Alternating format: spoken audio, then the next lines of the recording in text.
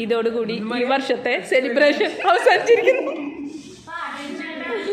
പഠിക്കുന്നു. ഹൃദയത്തിനാഴങ്ങൾ തേടി നാമിനിയൊരു ജീവിതത്തോണിയിൽ യാത്രയാകാം. ഹൃദയത്തിനാ